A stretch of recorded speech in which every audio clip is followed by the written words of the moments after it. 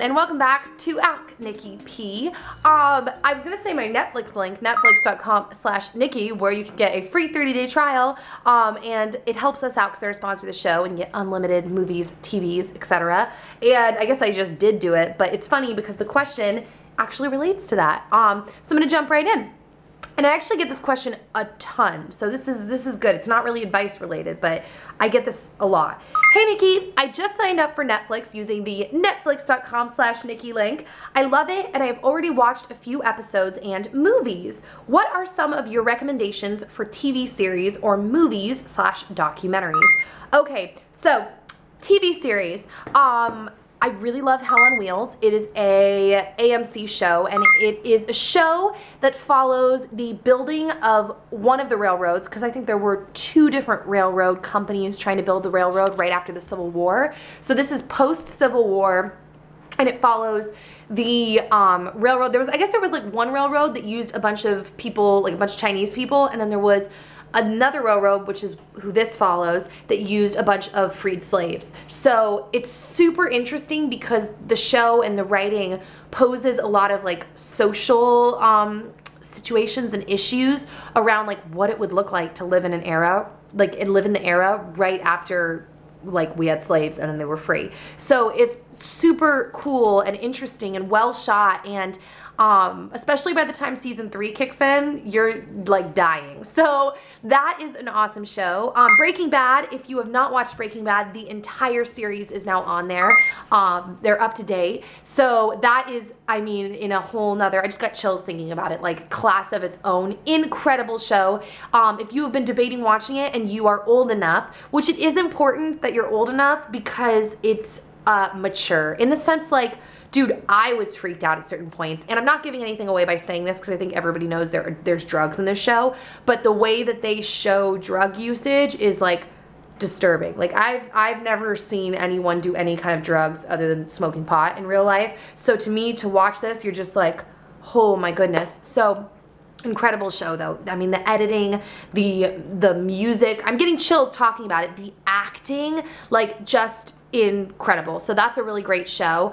Another really great show in there, what was Sherlock. I just got chills thinking of that. If you follow my vlog channel, you know we are obsessed. I'm still getting chills. Guys, I don't know why. I just love movies and TV, like good shows. Well, I guess good is all debatable and relative, but I just love it. So Sherlock, they did a BBC version, and I was insanely hesitant to watch this because I didn't love the movies, and I'm a big Robert Downey Jr. fan, but I didn't, and a big Rachel McAdams fan. I just wasn't a huge fan of the movie. I thought it visually was cool. It was hard for me to follow though. I think partially because sometimes when English accents are really heavy, I can't follow. This show though, it's BBC, it's English, but I can follow it, but it is an incredible show. The acting, the writing, the way that it's shot, the music, it's just interesting, like very different. So that's a really good show. To say good is like an understatement. All those shows I just mentioned, I love. And then there's the more traditional stuff on there, or not traditional, but it's been around a little while, like Lost is on there, 24 is on there, Prison Break is on there, awesome. And then, let's see, so it's TV shows. Movies, I don't know off the top of my head. I feel like I just watched so many movies and I don't really remember what's on there off the top of my head. Everything. I mean, there's just so many movies on there. Documentaries, Dan and I actually just watched, you know Lisa Ling, the news reporter? She's like the Asian chick with the really long straight hair, and she's doing stuff on Oprah's network right now. She went into North Korea about, so 1, 2, 3, 4, 5, 6, 7, about 7-8 years ago, and she went in with a doctor who was doing eye surgery. So he was helping blind people see because they're removing cataracts. Because I guess cataracts in young people is like way more common in North Korea because cataracts can be caused by malnourishment, malnutrition. You know what I mean? Not having enough nutrition in their body. So she snuck in with this doctor, her and her camera crew, and they were there to like document the surgeries, but they got just a ton of like inside visuals of North Korea.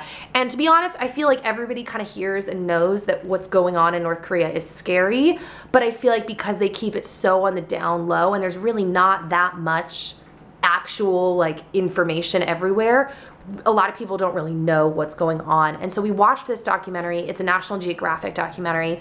And after that, we were like so drawn in, and we have been watching other North Korea documentaries, and it is insane. Once again, you should probably be a little older to watch it. You know, actually, I don't know. I don't think so, now that I'm thinking about it, because this stuff happens, and there are little kids that live in North Korea, and it's real, and I think it actually is good to know what is going on, because it is absolutely, it's mind-blowing. Have you seen any of the stuff on North Korea, Shayna?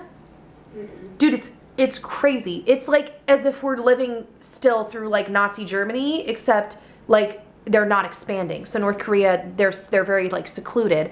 It's stuff like that is crazy how it can happen without us even knowing, and we live in a generation it's so crazy. technological. It's crazy. I know. We started watching another documentary last night that was more just interviewing people that have escaped North Korea, and that was mind-blowing to hear them talk about the concentration camps, because there's like 25 or something like that concentration camps in North Korea where people are put in for like dumb stuff, speaking out against the government, or like even if like someone had a newspaper and they dropped it on the ground and it had a picture of Kim Jong, I always want to say Kim Jong-il, but that was the dad, that's not the new great leader. The newspaper was on the ground, so because his face was on the newspaper on the ground, they threw him and his whole family in prison. Did you hear that? Oh, you were talking to me. Yeah. Isn't that crazy? Oh, dude, yeah. Mind-blowing. Absolutely mind-blowing. So I know that was a really long ramble. Point being, there is so much stuff on Netflix, and we just go through there and we go through everything, but those are some of our favorites. And then TED Talks, which you can find TED Talks on YouTube as well. The only difference with watching it on Netflix is they already pre-organize everything, so there's not as much searching. So it'll be like TED Talks icons, and you click on it, and then listed it's like Bill Gates, you know, who else? This is sounding very, Tony Robbins, like just a bunch of really like, what's his name? Richard Branson, like iconic people. And then you click on a category and it's like TED Talks illusionists. And then all those TED Talks are people who do like magic, or who talk on like pickpocketing, or, and it'll be like TED Talks science. And so they like categorize it so you can watch through all these things. So super cool. Those are my favorite. That was a good question. And geez, I think I just talked, dude, 7.5 minutes. You can tell I'm really passionate about movies and television. So the Twitter question says, lately I am nitpicking everything about my sweet boyfriend who I love so much. How can I stop that? That is a common problem for a lot of us. I would say spend some time on the daily thinking about the things that you really like about him. Now, granted, there is this thing you might want to watch out for. Make sure you're not calling yourself nitpicky and it's actually like, no, these are serious red flags. You should probably break up with him. But you're like, I'm nitpicky, and it's like, no. But if it really is like, no, I'm really just being like nitpicky and he is a good guy, then remind yourself daily what you love about him, because there's something bad in everyone. All of us have something bad. So choosing to focus on the good, it really is that. It's a choice. So as long as you're not ignoring red flags, that's what I would do, is spend some time thinking about like, wow, I really love when he does this, and I love this about him, and you know what I mean? That's what I would say. And then the personal question says, how does Shayna work for you? What does she do? So I kind of answered this in another Ask Nikki, but the gist of it is she runs this whole channel. She picks all the questions, she uploads, she edits the videos, she ships out the prizes, because I do a lot of giveaways on my main channel. You know, yeah, helps with emails, helps come up with ideas, does all kinds of stuff. She even like, she's kind of like a personal assistant too, so she'll even like help me pick up the house, yeah, all that kind of stuff. She just kind of does everything, and it's fun having my sister work for me because I trust her. Secretly, I hate her though. Just don't tell her.